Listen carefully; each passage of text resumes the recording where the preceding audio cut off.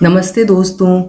आज सुनिए हिंदी साहित्य के स्थापित और प्रसिद्ध लेखक लेखिकाओं की कहानियों की श्रृंखला में मालती जोशी जी की कहानी शब्दातीत। तो शुरू करते हैं उनकी कहानी शब्दातीत। सुनो, सो गई क्या? इन्होंने मेज पर काम करते करते ही आवाज़ दी। क्या है? मैंने आवाज़ में आलस भरकर कहा। इतनी रात गए, अब किसी इंटरेस्टिंग केस का भीतर बाहर समझने की शक्ति मुझमें नहीं थी। वो चिट्ठी लिख दी क्या तुमने? सुनकर मैं भीतर तक काट हो आई।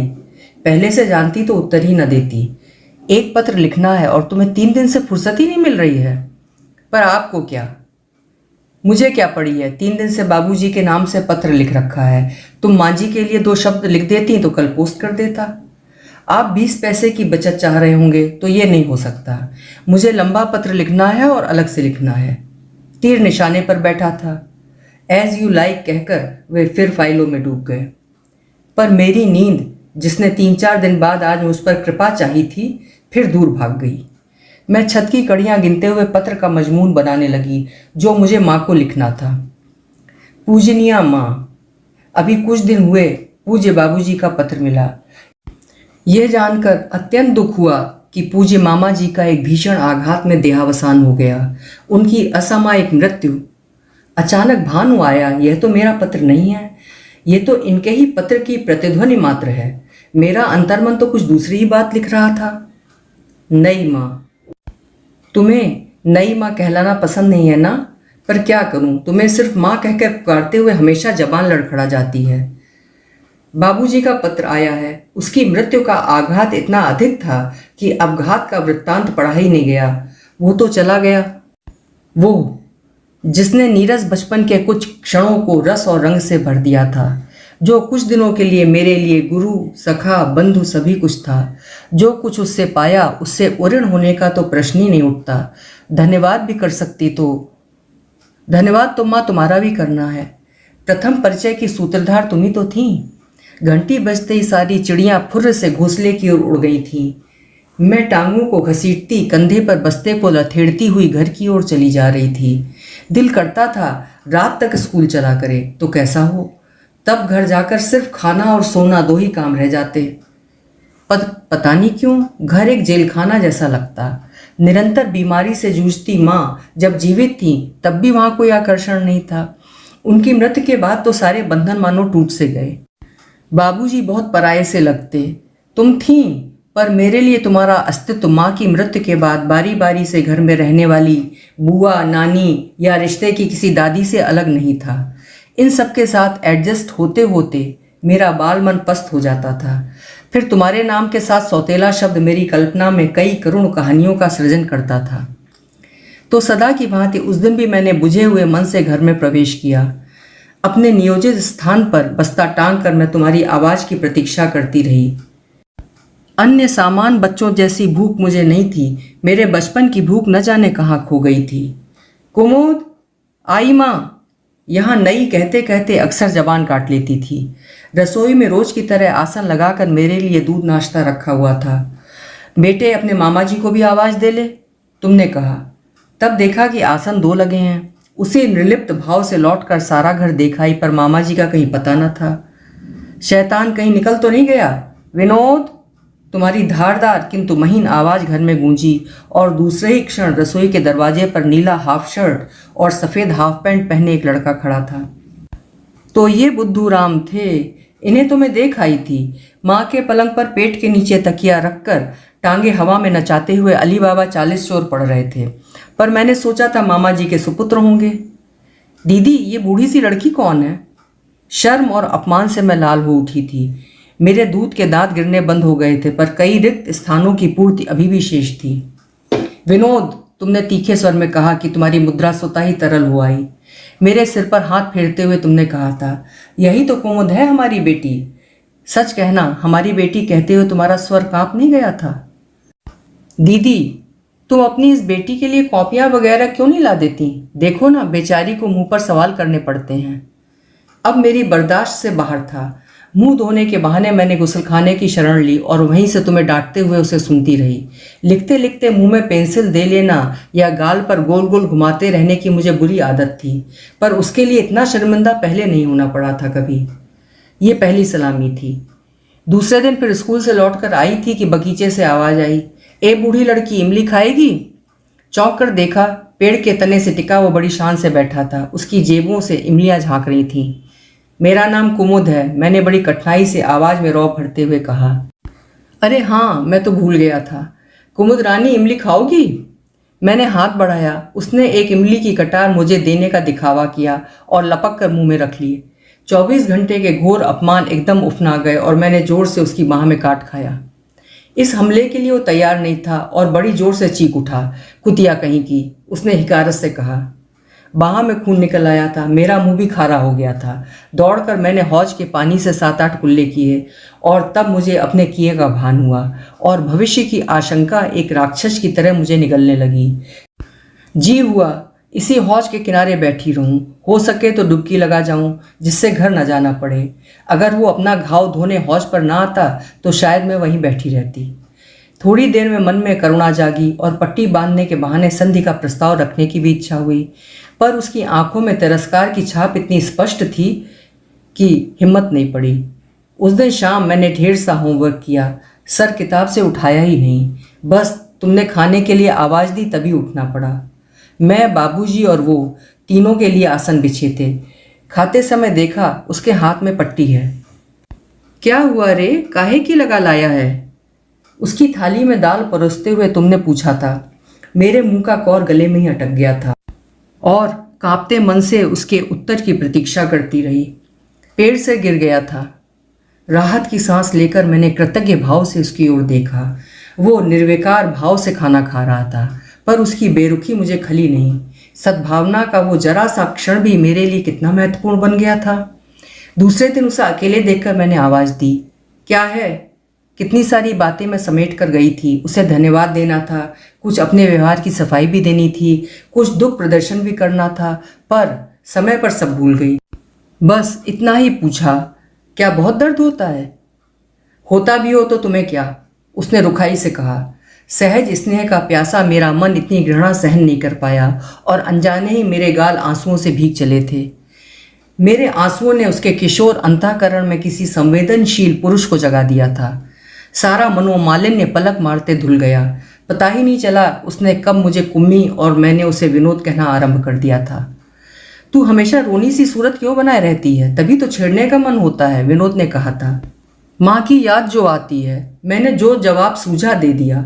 दरअसल मैं खुद नहीं जानती थी कि मुझे क्या दुख है, बस कसक सी अनुभव करती थी। धत पगली, उसके लिए कोई रोता है? मुझे देख, पापा कितना याद आते हैं पर हमेशा हंसता रहता हूँ। पर यह बात कहते हुए उसके चेहरे पर जो भाव था, निश्चय ही वो हंसी का नहीं था। तो क्या तुम्हारे पिताजी नहीं हैं? मन में सहानुभूत से ज़्यादा था कौतूहल। तौलना चाहती थी कि किसका दुख अधिक बड़ा है। पापा होते तो क्या दीदी को इस तरह बूढ़े से ब्याह देते? विनोद, मैं चीखी। एकाएक बाबूजी बहुत ज़्यादा अपने लग उठे थे। तब उसे भान हुआ कि वो क्या कह गया है और एकाएक बहुत शर्मिंदा हो उठा। विनोद, मेरे बाबूजी अच्छे हैं, मैंने भर्राए गले से कहा। मेरी दीदी भी बहुत अच्छी है, वो दूर कहीं देखता हुआ बोला। अगर पापा जिंदा होते, अगर मैं ही बड़ा भाई होता, तो अगर हमारे पास थैली भर रुपए होते तो। उसकी आंखें वेदना में डूब गईं। चाचा जी बहुत दुष्ट हैं कुम्मी। मेरा मन भीतर तक पसीज उठा। निश्चय उसका दुख मुझसे बहुत बड़ा था और इतनी सारी वेदना के साथ वो बिल्कुल अकेला पड़ गया था, मेरी ही तरह। दुख कितनी जल्दी दो हृदयों को बांध देता है। चाचा जी सचमुच बड़े दुष्ट रहे होंगे, तभी तो तुम लौट कर कभी पीहर नहीं गईं। हार कर बाद में उन लोगों ने बुलाना ही छोड़ दिया। मन नहीं मानता तो नानी ही कभी कभार आकर तुम्हें देख जाती। लेकिन विनोद हर छुट्टियों में आता था। उन दिनों ट्रेन की सीटी बहुत प्यारी लगती थी। सारा साल उन्हीं दिनों की प्रतीक्षा में बीतता, मानो समय के रेगिस्तान में हरियाली के वे ही इने गिने ठौर थे। वो मेरा गुरु था। गणित और अंग्रेजी की जानलेवा पढ़ाई उसी की मदद से सरल हो जाती थी। वो मेरा सखा था। गर्मियों के लंबे दिन और उमस भरी शामें उसके साथ पलक झपकते बीत जाती थीं। वो मेरा बंधु था। सहेलियों की कुट्टी मिट्टी से लेकर किसी राह चलते मजनू की शिकायत तक सब कुछ वो एक सी तन्मयता से सुनता। अपनी लिखी टूटी फूटी कविताएं उसे दिखाते हुए शर्म ना आती थी। अपने बनाए हुए स्वेटर पर उसकी प्रशंसा की मोहर लगने पर मन खिलखिल जाता था। फिर उसके आते ही तुम कितनी बदल जाती। तुम्हारा अतृप्त वात्सल्य, जिसे सहज रूप से मैं कभी स्वीकार नहीं कर सकी, एकाग्र होकर उसी पर बरस जाना चाहता था। घर में उसका अस्तित्व एक सुगंध की तरह होता था जो वातावरण में भर जाती है। जिस दिन उसे नौकरी मिलने की खबर तुम्हें लगी थी, तुमने मंदिर में 5.25 किलो लड्डुओं का प्रसाद चढ़ाया था। सच कहती हूँ माँ, मिठाई भी कड़वी लग सकती थी, ये मैंने उस दिन अनुभव किया। विद्यार्थी जीवन में अनायास ही मिलने वाली लंबी छुट्टियां उससे छिन गई थीं। अब मैं उसी का मातम मना रही थी। पता नहीं उसने इस अभाव को जाना भी कि नहीं। शायद अपने पैरों पर खड़े होने का सुख, माँ को चाचा की दास्ता से मुक्त करने का सुख अधिक बड़ा हो, क्योंकि नौकरी मिलने के बाद वाली उसकी हर चिट्ठी उमंग और खुशी से भरपूर होती थी। हर चिट्ठी में मेरठ आने का निमंत्रण होता, तुम बराबर टाल जाती। मैके वालों के प्रति तुम्हारा आक्रोश मानो अब भी उतना ही ताज़ा था। तब एक दिन उसका अल्टीमेटम आया, दीदी मेरी बहुत इच्छा है कि इस बार राखी मेरे अपने घर में मनाई जाए। तुम ना आई तो समझ लो ये मेरा आखिरी पत्र होगा। विनोद। पुनश्च तुम्हें थोड़ा सा लालच भी दे दूं, यहाँ कुम्मी के लिए 2-4 लड़के भी देख रखे हैं, इसीलिए उसे और जीजा जी को साथ लाना ना भूलना। यह प्रलोभन सचमुच बहुत बड़ा था और तीसरे ही दिन हम लोग मेरठ के लिए रवाना हो चुके थे। उन दिनों मैं हाई स्कूल पास करके कॉलेज जाने लगी थी। आगे पढ़ने का बेहद चाव था, पर घर में जैसी सरगर्मी थी उससे इंटर भी कर पाना मुश्किल जान पड़ता था। पता नहीं क्यों बाबूजी सोचने लगे थे कि वे ज़्यादा दिन नहीं जिएंगे और इसीलिए मेरे हाथ पीले करने की उन्हें जल्दी थी। अब उनसे कौन कहता कि ब्लड प्रेशर एक आम बीमारी है, उससे कोई मरता थोड़े ही है। पर जिसने कभी बचपन में खिलौनों के लिए भी पिता से हट ना किया हो, वो शादी को लेकर क्या तकरार करती। लड़कियां ऐसे अवसर पर माँ के आंचल की ऊँट लेती हैं, पर मेरे लिए तुम एक श्रद्धा की, सम्मान की वस्तु थी। इससे ज़्यादा समीप तुम्हें कभी नहीं पाया। लिहाजा उस वर्ष राखी मेरठ की ही रही। विनोद और नानी दोनों की खुशी का ठिकाना न था। पता नहीं क्यों नानी मुझे सदा ही ज़्यादा अपनी सी लगती थी। छोटा सा घर था, सामान भी ज़्यादा नहीं था, पर अपनत्व की भावना में तुम तीनों डूब गए थे। बहुत दिनों बाद माँ के पास आने से तुम भी कुछ सहज हुआ ही थीं। कर्तव्य और भावना के निरंतर संघर्ष से तुम्हें कुछ दिनों के लिए आराम मिल गया था। मेरे लिए दौड़ धूप शीघ्र ही प्रारंभ हो गई थी। कुंडली और ग्रह योगों की चर्चा जोरों पर थी। मेरठ के कुछ फोटोग्राफरों के स्टूडियोज को भी मैंने गौरवान्वित किया और अपने 1 दर्जन चित्रों में कुछ और की भी वृद्धि की। सारा मोहल्ला मुझे विवाहेच्छु कन्या के रूप में जान गया था, क्योंकि जो भी मिलता किसी अच्छे घर वर का पता दिए बिना नहीं रहता। तुमने तो पूरी एक लिस्ट ही बना ली थी, जिसमें लाल और नीली स्याही से उत्तम और मध्यम घरों पर चिन्ह लगाए गए थे। तुम लोग कभी 2 कभी 3 का ग्रुप बनाकर इस मिशन पर निकल पड़ते। आए दिन घर पर प्रदर्शन होता और रात देर तक सम्मानित अतिथियों पर टीका टिप्पणी होती।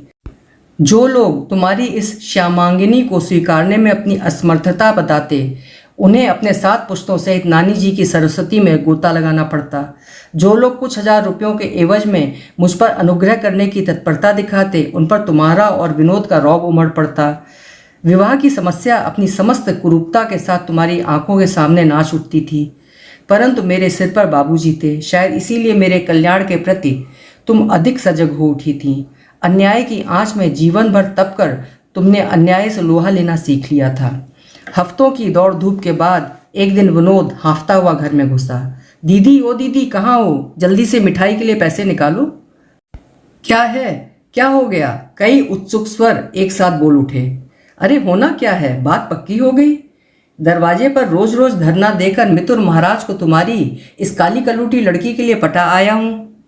और कोई दिन होता तो तुम और नानी इस काली कलूटी के लिए उस पर बरस पड़ती, पर उस दिन खुशी के ज्वार में उसका ये अपराध बह गया। हाय सच, तुम बस इतना ही कह पाई थी। हाँ, और अब जल्दी से मेरे लिए 2 जोड़ी जूतों का इंतजाम करो। इनकी हालत देखो क्या हो गई है।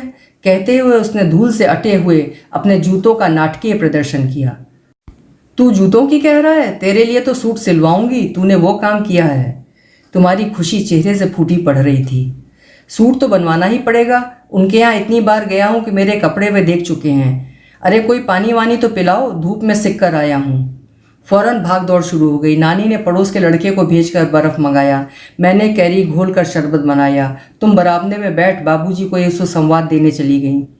शरबत लेकर मैं कमरे में गई, तब तक वो निढाल होकर बिस्तर पर पड़ा था।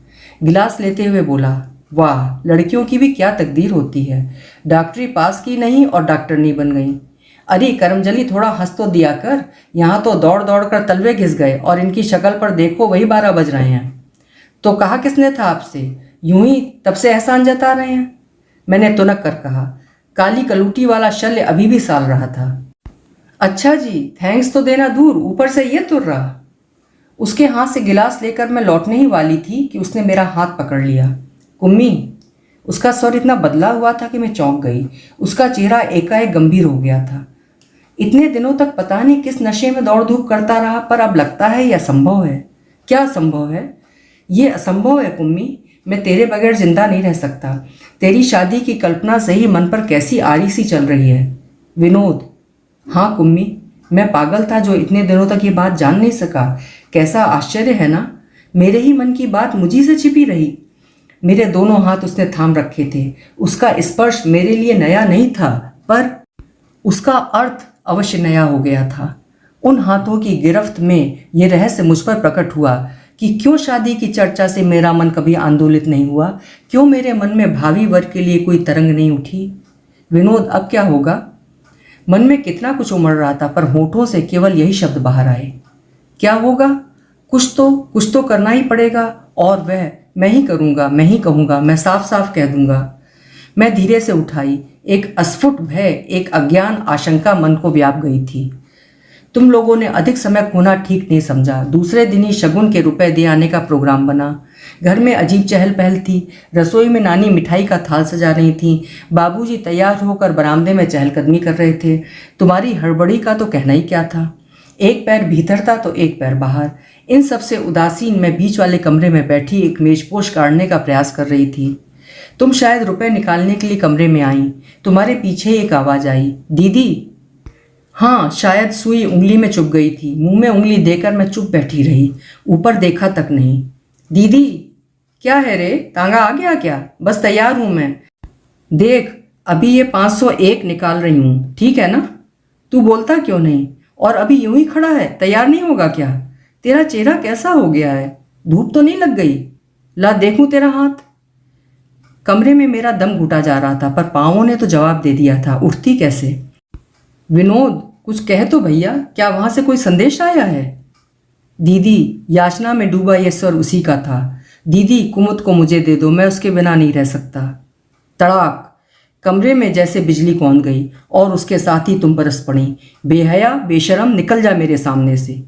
पता नहीं तुम कितनी देर और क्या क्या कहती रहीं। यहाँ होश किसे था? मन तो जैसे सुन्न हो गया था। इतना ही याद पड़ता है कि उसी तांगे से हम लोग स्टेशन आ गए थे। घर पहुंचकर जो पहला वर मिला, उसी के साथ मुझे ब्याह दिया गया। 12 वर्ष बीत गए हैं, उसे फिर कभी नहीं देखा। पर इतने अरसे बाद भी जब उस दिन की याद आती है तो माँ, वेदना में डूबी उसकी आवाज़ कलेजे को मत डालती है। मन में जैसे एक हूक सी उठती है। कुमुद, कुमुद। सिर पर स्नेहिल स्पर्श का भान हुआ। मैंने करवट बदल कर देखा। सिरहाने में बैठे हुए थे। पढ़ते पढ़ते मुझे ऐसा आभास हुआ कि तुम रो रही हो। यहाँ आकर देखा कि तुम्हारी तो हिचकी बंधी हुई है। आंसुओं से भीगा अपना मुंह मैंने दोनों हाथों से ढांपने की चेष्टा की, पर उन्होंने मेरे हाथ पकड़ लिए और थपथपाते हुए बोले, I can very well understand your feelings.